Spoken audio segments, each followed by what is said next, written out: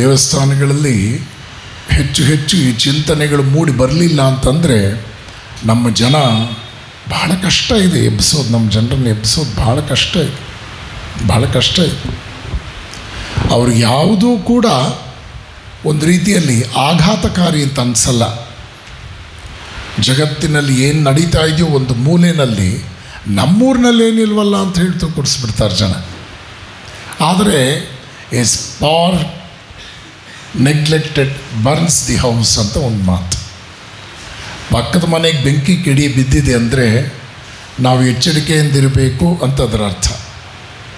ಇನ್ನೂ ಒಂದು ಮಾತಿದೆ, ಏನದು?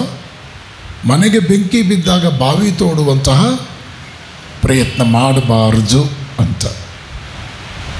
ಮತ್ತು ಒಂದು ರೀತಿ ವಿಕೃತವಾದ ಸಂದೇಶದ ಮಾತಿದೆ. ಯಾರ್ದೋ ಗಡ್ಡಕ್ಕೆ ಬೆಂಕಿ ಬಿತ್ತಂತೆ, ಅಯ್ಯೋ ಅಯ್ಯೋ ಅಂತ ಕೂಗ್ತಾ ಇದ್ದಂತೆ.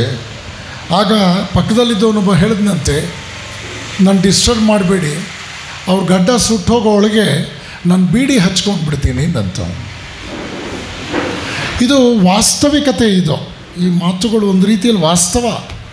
ಇವತ್ತಿನ ಸಮಾಜದಲ್ಲಿ ಒಳ್ಳೆಯ ವಿಚಾರಗಳನ್ನು ಗ್ರಹಿಸುವಂತಹ ಮನೋಸ್ಥಿತಿ ಬಹಳ ಕಷ್ಟ.